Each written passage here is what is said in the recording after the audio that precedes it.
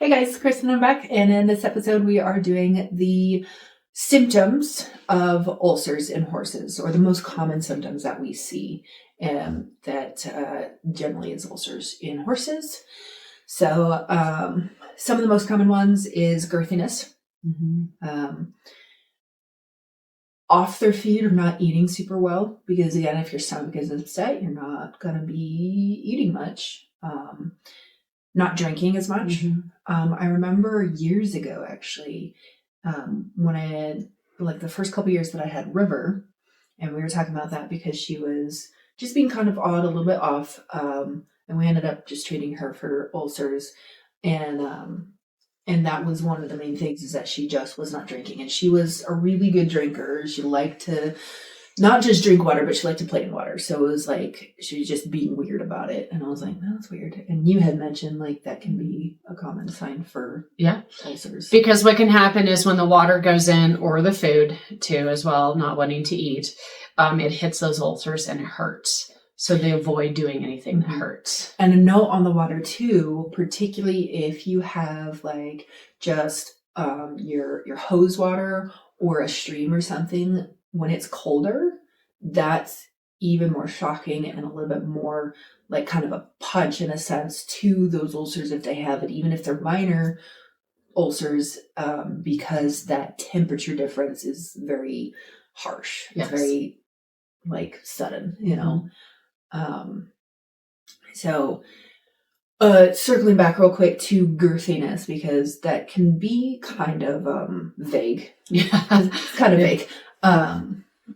Girthiness can be indicative of many different things, but as far as like ulcers go and everything else, girthiness can be pinning the ears, biting at you when you're tightening up the girth, or cinch, kicking out or kicking up, tail flicks or swishing of the tails, even dropping the back down. While that can be more indicative of back soreness or some other issues, it can still be indicative of your ulcers for the horses, particularly if it's within tightening your girth or your cinch, because when that's going around them and it's putting that pressure on, it's compressing down on their... Yes. And there's also acupuncture meridians that run along the girth side of the horse that relate to the stomach as well. So if you look up online, I'm not an acupuncture specialist, but I would implore you to look up the acupuncture points for the stomach, both hind and front gut, and it's amazing. It's pretty accurate. Yeah. And on that note too, when that happens and everything else, just remember that there's foregut and hindgut ulcers, and that just because the girth is near the front of the horse and they're responding to that, and let's say it is because of ulcers and everything, that doesn't mean it's foregut ulcers. No. It could still be hindgut. Right. Or both.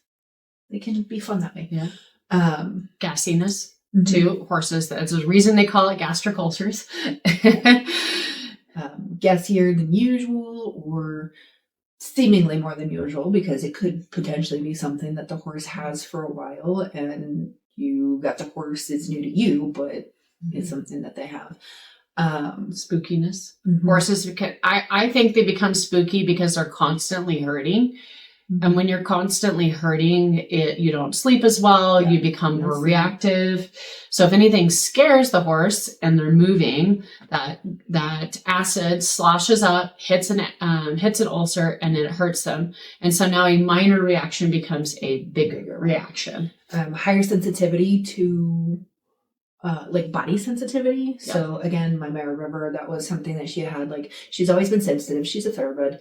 She's always been pretty body sensitive. Like, I can't use a typical curry comb on her, never have. But like when she had and everything else, again, her sensitivity just got worse. And again, it goes into, they're already in pain. They're already kind of on edge as well. So everything that is normal for them is going to be heightened.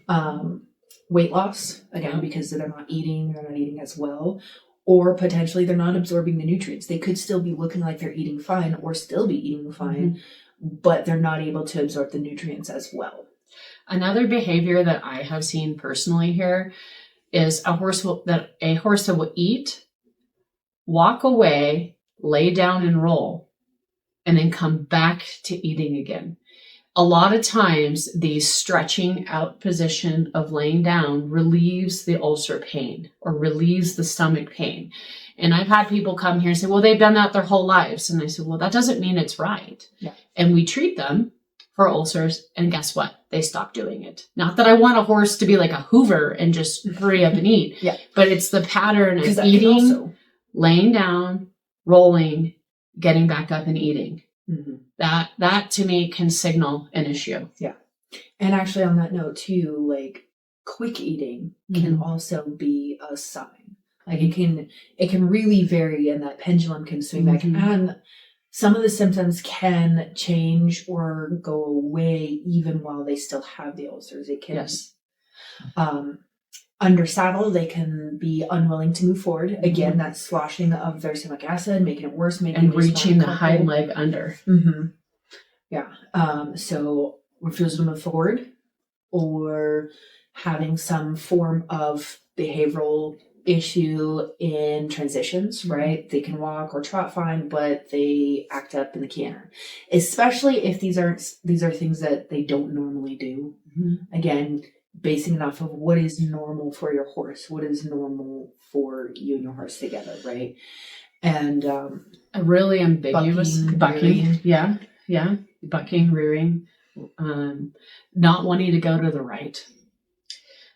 And that has to do with the anatomy of the horse's stomach.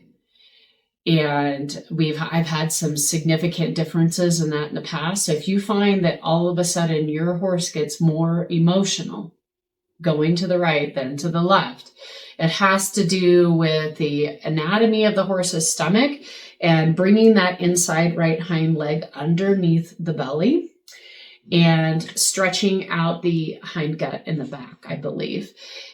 Correct me if I'm wrong, because I'm just doing this off the cuff with my anatomy, and I'll do a deeper dive into that because I find it very, very interesting. But it is a very peculiar one, but it is something that I have seen absolutely change. I have had horses that literally hated going to the right. They would get worried and nervous, and I thought, okay, we have to just develop that side of the brain better. And then I treat them for ulcers, and they flip.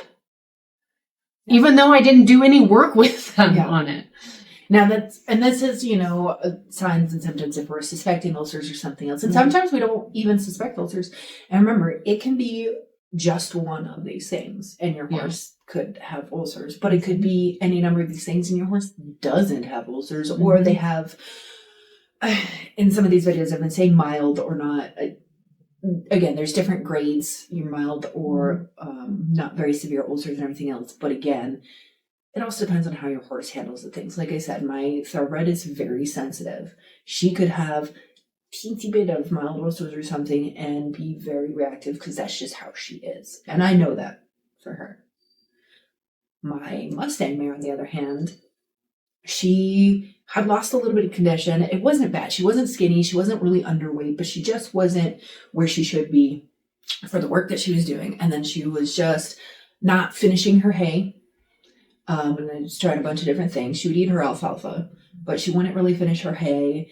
And then she wasn't drinking quite as much. Now, she likes her extra tub, and I think part of it is she just likes to shove her face in the water. I end up with all these horses that like to play in water, which I do too, so maybe that means something. But again, it was a lot similar symptoms. It was all very mild, but I just treated her anyways, and it changed everything. She was moving a little bit better in her saddle. Now, part of the under saddle thing was a body issue thing, so it was a little bit separate. But you have body issues. For her, she pulled a hamstring muscle. She pulled one of her butt muscles. But you have that in conjunction with ulcers. Your horse is not going to move well. So remember, too, that like as we're talking about this with ulcers and different stuff, is that there's still other things that could potentially be playing a part, and everything kind of works or together or against each other and makes things weird, but it's all different stuff. So even if there is a body thing like going to the right or whatever else, if you've had something like that for a while and you're like, okay, I'm trying all these different things and it should be making a difference, but it's really not, maybe look towards ulcers. Yeah. Maybe look towards, your out of the box thinking. If your horse is not wanting to bend a particular way or not wanting to move through, or they're just like, okay, they're not really carrying their back the same way, or they feel like they're just kind of bracing in that back and it's like, and other things just haven't really seemed to solve it, look at ulcers. And a lot of times I find, anyways, is that because horses are prey animals, yes,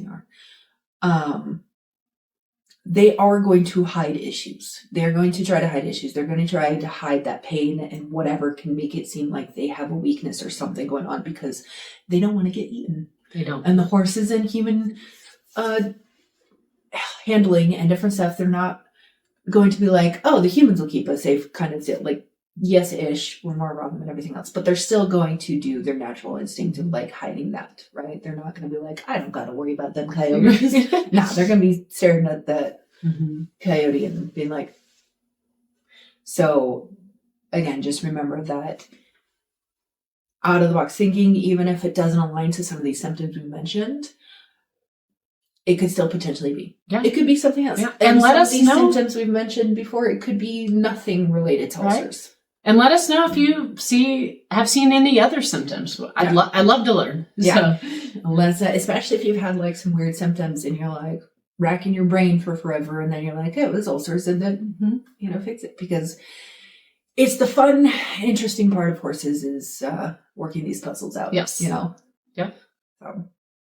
Thank you so much for joining us, and drop a comment below.